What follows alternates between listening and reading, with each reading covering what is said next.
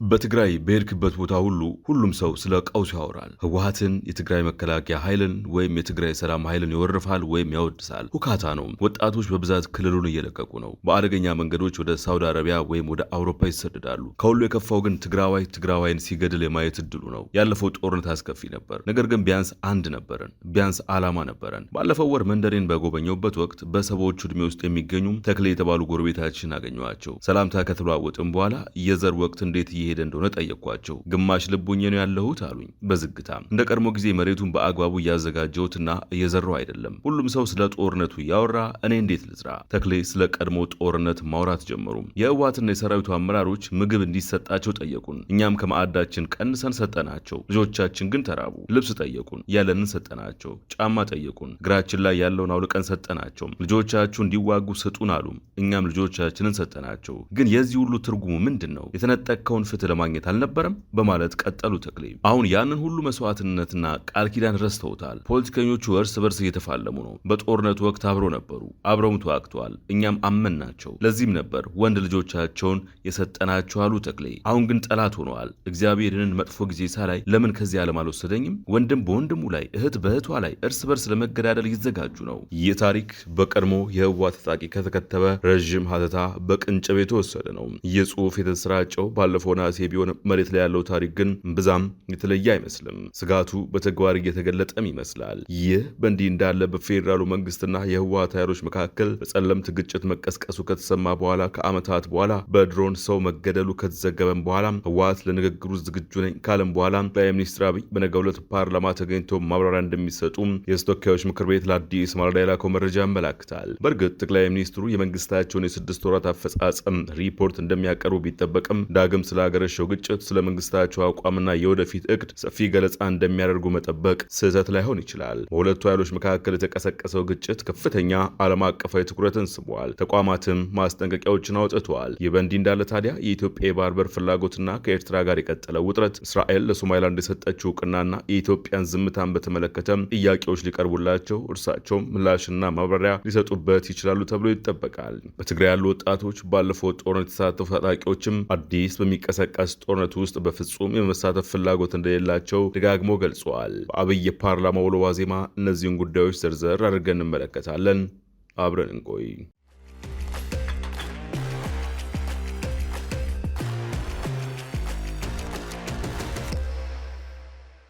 ዘኒው ሂውማኒቴሪያን ባለፈው ነሐሴ ያስነበበው ሰፊ ሀተታ ዳግም በሚቀሰቀስ የትግራይ ጦርነት አልዋጋም የሚል ርዕስ አለው። ጸሐፊው ስሙ በድረገጹ ባይጠቀስም ታሪኩ ግን ብዙ ነገሮችን ይዟልና እንዲህ ቃል በቃል እንዝለቀው። ባለፈው ሳምንት ለ7 ወራት ያላየኋቸውን ወላጆቼን ለመጠየቅ በደቡባዊ ትግራይ ወደሚገኘው የትውልድ መንደሬ አቅንቼ ነበር። እናቴ እንደተለመደው በታላቅ እቅፍ እንደምትቀበለኝ ያውቃለሁ። በዚህኛው ግንኙነታችን ግን በአይኖቿ ውስጥ ያልተለመደ ነገር ተመልክቼ ነበር። አንድ መጥፎ ነገር የተከሰተ መስሎኝ በድንጋጤ አያቴ እንዴት ናት? አያቴ ሞተች እንዴ ስል ጠየቅኳት። እሷም ፈገግ ለማለት እየሞከረች ልጄ አሁን ለምን መጣህ ስትል መለሰችልኝ። በንግግሯ ደነገጥኩ። ይህች እናቴ በየቀኑ እየደወለች ና ጠይቀኝ እያለች የምትማጸነኝና የምትወተውተኝ ነበረች። ቡናውን እየቆላች ስለ ደህንነቴና ስለ ሁኔታዎች መጠየቋን ቀጠለች። የእሷ ጥያቄ ግን በአእምሮዬ ውስጥ ይመላለስ ነበር። ምን ማለቷ እንደሆነ ወዲያው ገብቶኛል። ቢሆንም ግን ለጥቂት ደቂቃዎችም ቢሆን ሁሉንም ነገር ረስቼ ከእናቴ ጋር መደበኛ የሆነ የቤተሰብ ጊዜ ለማሳለፍ ተመኝቼ ነበር። ከ2013 እስከ 2015 ዓ.ም ባሉት ዓመታት በትግራይ ውስጥ እኔም የተሳተፍኩበትና በመቶ ሺዎች የሚቆጠሩ ሰዎች ያለቁበት አስከፊ ጦርነት ተካሂዷል። የጦርነቱ መንስኤ ለብዙ አስርት ዓመታት ትግራይን ሲያሳድር በቆየው ህዝባዊ ወያኔ ሓርነት ትግራይ ህወሓትና ጠቅላይ ሚኒስትር አብይ አህመድ በሚመራው የኢትዮጵያ ፌዴራል መንግስት መካከል የነበረው የስልጣን ሽኩቻ ነው። በጥቅምት ወር 2015 ዓ.ም በህወሓትና በፌዴራሉ መንግስት መካከል የግጭት ማቆም ስምምነት ሲፈረም ወደፊት በመራመድ በዳግም ግንባታ ላይና ትኩረት እናደርጋለን የሚል ተስፋ ነበረኝ። አሁን ግን በአብይና ህወሓት መካከል ያለው ውጥረት ዳግም እያገረሸ ነው። ሁሉም ሰው ያለፈው ጦርነት ከመፈንዳቱ በፊት የነበረውን የ2013 ድባብ እያስታወሰ ሲሆን ሌላ ጦርነት አፍጥጦ እየመጣ ነው የሚል ስጋት በሁሉም ዘንድ ነግሷል። በዚያው ምሽት ከመንደሩ ልጆች ጋር እየተጫወትኩ ሳለ እናቴ ሰላም ልትለኝ መጣችና በአንድ ድንጋይ ላይ ተቀመጠች። ጦርነቱ ከፈነዳ በግዴታ ለውትድርና ይወስደዋል አለችኝ። እንባዋ እንዳይመጣ እየታገለች ነው እንዲህ የምትለኝ። ባለፈው ጦርነት ውስጥ በነበርክበት ጊዜ ሌሊት እንቅልፍ በአይን አይዞርም ነበር። ሁልጊዜ አንተን እያሰብኩ ቀንና ሌሊት አለቅስ ነበር። ይህ ድጋሚ እንዲከሰት አልፈልግም። እንደ ጓደኞችህ ባለፈው ጦርነት ስትሞት ማየት አልፈልግም። ንግግሯን በመቀጠልም በእውነት የምትወደኝ ከሆነ የምልህን በጥሞና ስማኝ። በሬዎቻችንን ሽጠን ገንዘብ እንሰጥሃለን። ወደ አዲስ አበባ ሂድና ሁኔታው እስኪረጋጋ ድረስ ተመልሰህ እንዳትመጣ አለችኝ። ያለፈው ጦርነት ቅዠት ነበር። እንደ ሌሎች በሺዎች የሚቆጠሩ ወጣቶች ሁሉ እኔም ሌላ አማራጭ እንደሌለኝ ስለተሰማኝ ነበር ወደ ትግሉ የተቀላቀልኩት። የምዋጋው ለህወሓት ብዬ አልነበረም። የምዋጋው ቤተሰቤን፣ መሬቴንና ህዝቤን ለመከላከል ነበር። በትግል ወቅትም ብዙ ጓደኞቼ ሲሞቱ በአይኔ አይቻለሁ። የቆምንለት ዓላማ ትክክል ነው ብዬ አምን ስለነበር እኔ ራሴ ለመሞት ዝግጁ ነበሩ። አሁን ግን ያ ሁሉ የከፈልነው መስዋዕትነት ምንም ዋጋ እንደሌለው ሁሉ ሁሉም ነገር በከንቱ ጠፍቷል። ቀደም ሲል አንድ ነበርን። ከሰላም ስምምነቱ በኋላ ግን ተከፋፈልን። መሪዎቻችን እርስ በርስ በሚናቆሩ ሁለት ጎራዎች ተከፍለዋል። እኛን ወደ ሌላ ግጭት እየጎተቱ ያሉት ለትግራይ ህዝብ ጥቅም ብለው ሳይሆን የገዛ ስልጣናቸውና ጥቅማቸውን ለማስጠበቅ ብቻ ነው። ፖለቲከኞች እርስ በርስ ይቃረናሉ፣ ይጨቃጨቃሉ፣ ይዋጋሉ። ነገር ግን የሚፈልጉት ሁሉ የትግራይን ሀብት በብቸኝነት ለመቆጣጠር ነው። የክልሉን የፖለቲካ ኢኮኖሚ፣ መሬቱንና ወርቁን በበላይነት መያዝ ይሻሉ። አንዳንዶቹ በህገወጥ የሰዎች ዝውውርና በሌሎች የወንጀል ድርጊቶች ውስጥ የተሳተፉ ሲሆን ህገወጥ ሀብታቸው መጠበቅ ይፈልጋሉ። ከሰላም ስምምነቱ በኋላ አመራሮቻችን በቡድንተኝነት ተጠመዱ። ስምምነቱ በትግራይ ክልል ጊዜያዊ አስተዳደር እንዲቋቋም የሚደነግግ ሲሆን የአስተዳደሩ አወቃቀርም በሁለቱ ተፈራራሚ ወገኖች ማለትም በህወሓትና በፌዴራል መንግስቱ መካከል በሚደረግ ንግግር እንዲወሰን ይል ነበር። ህወሓት በመጀመሪያ ሊቀመንበሩን ደብረጽዮን ገብረ ሚካኤል ጊዜያዊ አስተዳደሩ እንዲመሩ እጩ አድርጎ አቅርቦ የነበረ ቢሆንም ጠቅላይ ሚኒስትር አብይ ግን አልተቀበሉም። በመጨረሻም ህወሓት በፓርቲ ውስጥ በትግል ውስጥ ያልተሳተፉትንና በእድሜ ወጣት የሆኑትን ጌታቸው ረዳን በእጩነት አቀረበ። ብዙም ሳይቆይ በጌታቸውና በህወሓት ነባር ታጋዮች ኦልድ ጋርድስ መካከል የስልጣን ሽኩቻ ተቀሰቀሰ። ጌታቸው ለተቃዋሚ ፓርቲዎችና ለሲቪክ ማህበራት እድል በመስጠት ትግራይን ወደ ዲሞክራሲያዊ ስርዓት መምራት እንደሚፈልጉ ገለጹ። በተግባር ግን ይህ ማለት የህወሓትን ስልጣንና በሀብት ላይ ያለውን ቁጥጥር መቀነስ ማለት በመሆኑም ህወሓት ጌታቸውን ከሃዲና የአብይ መንግስት ተላላኪ በማለት መውቀስ ጀመረ። በነሐሴ 2016 ህወሓት ጌታቸውን ከፓርቲው አባረረ። ይሁን እንጂ ጌታቸው በጊዜያዊ ፕሬዝደንትነት ሚናቸው ቀጥለው ነበር።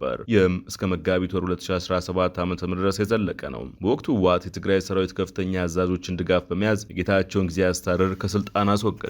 ጌታቸው ወደ አዲስ አበባ በመሰደድ የጠቅላይ ሚኒስትሩ ልዩ አማካሪ በመሆን የአብይን መንግስት ተቀላቀሉ። ህወሓት ስልጣኑን መረከቡ ጠቅላይ ሚኒስትር አብይን አስቆጥቷል። በመጋቢት ወር ላይ ብዙዎች አብይ ጌታቸውን ወደ ስልጣን ለመመለስ ድጋሚ ጦርነት ይጀምራሉ በሚል ተረብሸው ነበር። በመጨረሻም ሰላሙ ቢቀጥልም ከዚያ ጊዜ ጀምሮ ግን ሁኔታው እየተበላሸ መሄዱን ቀጥሏል። የአብይ ቁጣ በከፊል ህወሓት የእርሳቸውን ስልጣን በመገዳደሩ ቢሆንም በሌላ በኩል ደግሞ ቀደም ሲል በነበረው ጦርነት አብይን ደግፋ ህወሓትን ስትዋጋ የነበረችው ኤርትራ አሁን ከህወሓት ጋር ግንኙነት መጀመሯ ቁጣቸውን ይበልጥ አባብሶታል። በጠቅላይ ሚኒስትር አብይና በኤርትራው ፕሬዝደንት ኢሳያስ አፈወርቂ መካከል የነበረው ስልታዊ ጥምረት ጦርነቱ ሲያበቃ አብሮ አላበቃም። አብይ ከህወሓት ጋር የሰላም ስምምነት ለመፈረም የወሰኑት ውሳኔ ፕሬዝደንት ኢሳያስ እንዳስቆጣ ተነግሯል።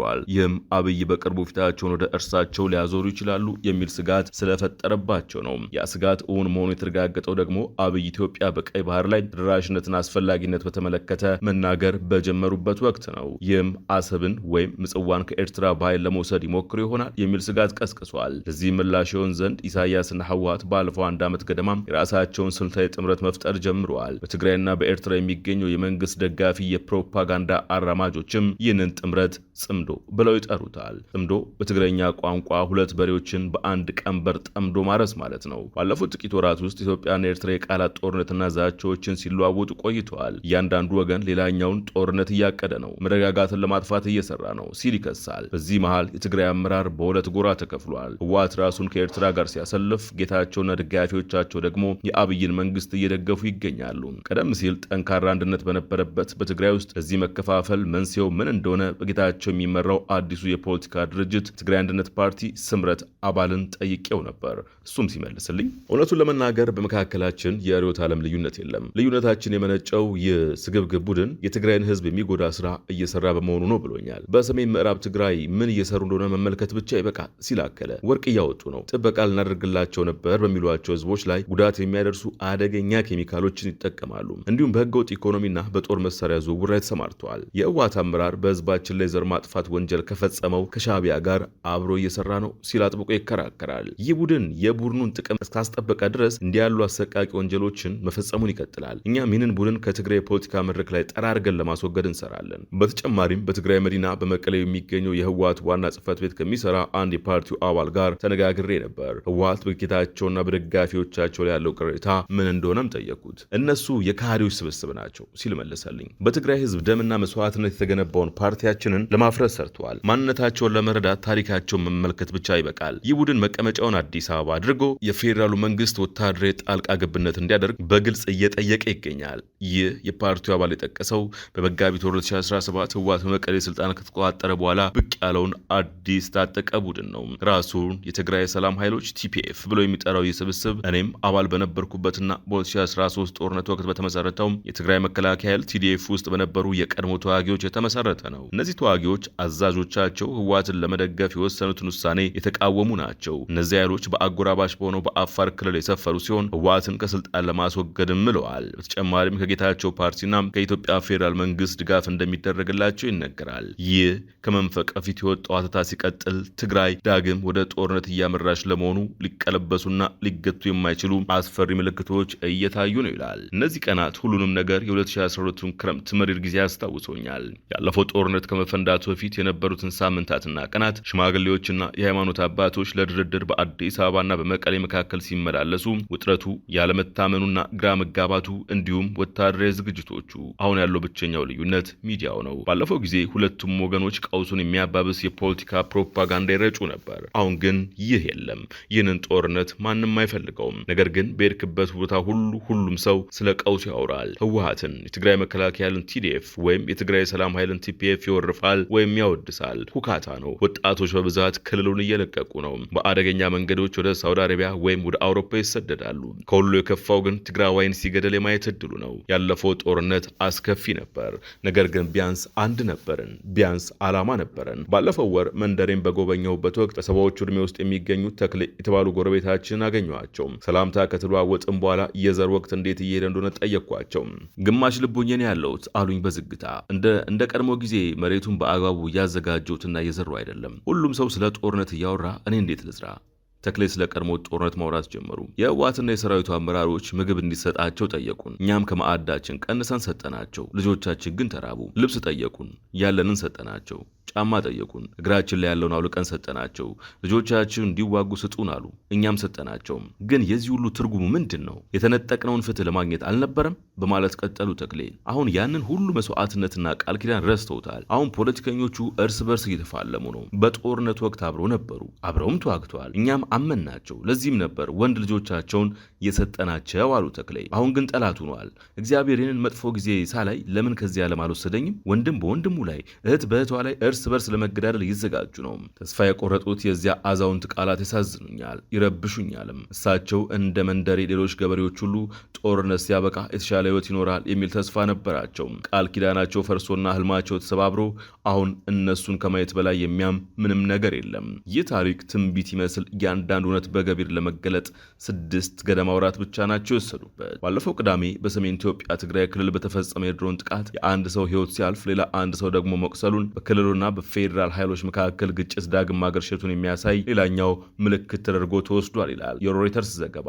እንደ ዲፕሎማሲያዊና የመንግስት ምንጮች መረጃ ባለፈው ሳምንት መጀመሪያ ላይ በትግራይና አማራ ክልሎች የይገባኛል ጥያቄ ከሚነሳባቸው ስፍራዎች አንደኛው በሆነው ጸለምት በክልሉና በፌዴራል ኃይሎች መካከል ግጭት ተቀስቅሷል። አንድ ከፍተኛ የትግራይ ክልል ባለስልጣን የድሮን ጥቃቱ በእንጥጮና ገንዳብታ አካባቢ የሚንቀሳቀሱ 2 የአይሱዙ የጭነት ተሽከርካሪዎች ላይ ኢላማ ያደረገ ሲሆን ሁለቱ ቦታዎችም በ20 ኪሎ ሜትር ርቀት ላይ እንደሚገኙ ገልጿል። አንድ የረድኤት ሰራተኛም ጥቃቱ መፈጸሙን አረጋግጧል። ሁለቱም ምንጮች ግን ማንነታቸው እንዳይገለጽ በመጠየቃቸው በዘገባው ስማቸው አልተካተተም። የክልሉ ባለስልጣን ጥቃቱን የሰነዘረው የኢትዮጵያ መከላከያ ሰራዊት መሆኑን ቢገልጹም ለዚህ ይህንን የሚያረጋግጥ ማስረጃ ግን አላቀረቡም። በጥቃቱ ሰለባ የሆኑት የጭነት ተሽከርካሪዎች ምንጭ ነው እንደነበር በግልጽ የታወቀ ነገር የለም። የህወሓት ልሳን እንደሆነ የሚነገርለት ድምፀ ወያኔ በጥቃቱ ጉዳት የደረሰባቸውን የጭነት ተሽከርካሪዎች ያሳያሉ ያላቸው ምስሎች በፌስቡክ ገጹ ላይ አሰራጭቷል። ጣቢያው ተሽከርካሪዎቹ የምግብ እህሎችንና የማብሰያ ቁሳቁሶችን እየጫኑ እንደነበረ ገልጿል።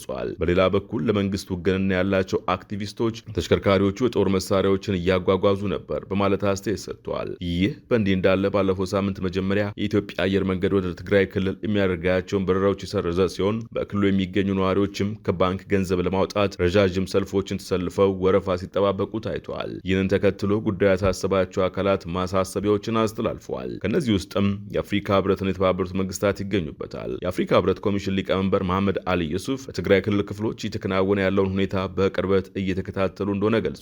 ህብረቱ ያወጣው መግለጫ ሊቀመንበሩ በትግራይ ክልል ክፍሎች ያለውን ሁኔታ በቅርበት እየተከታተሉ ሲሆን ከሰሞኑ በታዩት ክስተቶች የተሰማቸውን ጥልቅ ስጋት ገልጸዋል ይላል። ሊቀመንበሩ መግለጫቸው በአፍሪካ ህብረት የሚመራውና የሁለት ዓመቱ ደም አፋሳሽ ጦርነት ያስቆመውን የፕሪቶሪያ ስምምነት ማስጠበቅ እንደሚገባ አሳስበዋል። በስምምነቱ አማካይነት በከፍተኛ ጥረት የተገኙ ውጤቶችን ማስጠበቅ እጅግ የላቀና ቀጣይነት ያለው ጠቀሜታ እንዳለው በመግለጫቸው አጽንኦት ሰጥተዋል። እንደ ቢቢሲ ዘገባ ሁሉም ወገኖች ያለውን ሁኔታ ሊያባብሱ የሚችሉ እርምጃዎችን ከመውሰድ በከፍተኛ ሁኔታ እንዲታቀቡ እንዲሁም መተማመን ሊሸረሽሩ ከሚችሉ ድርጊቶች እንዲታቀቡ ሊቀመንበሩ መግለጫቸው ጠይቀዋል። የተባበሩት መንግስታት ድርጅት ዋና ጸሐፊ አንቶኒዮ ጉተሬስ በኢትዮጵያ በትግራይ ክልል እየታየ ያለው ከፍተኛ ውጥረት አካባቢውን ዳግም ወደ ግጭት ሊከተው እንደሚችል አስጠንቅቀዋል። ሁሉም ወገኖች ራሳቸው እንዲገቱና ከሁለት ዓመት በፊት የተፈረመውን ፕሪቶሪያ ስምምነት እንዲያከብሩም አሳስበዋል። የዋና ጸሐፊው ምክትል ቃል አቀባይ ፋራህ ሐቅ ባወጡት መግለጫ ጉተሬስ በ2015 መገባደጃ ላይ በይፋ ጦርነት አብቅቶ በነበረው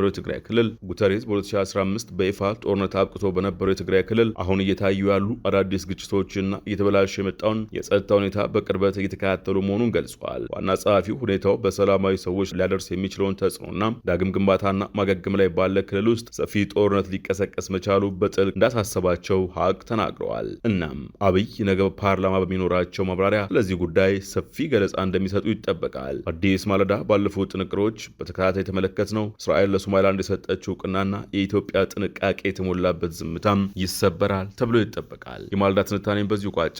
አዲስ ማለዳን ሰብስክራይብ፣ ላይክ እና ሼር ማድረግን አይዘንጉ። ጤና ይስጥልን።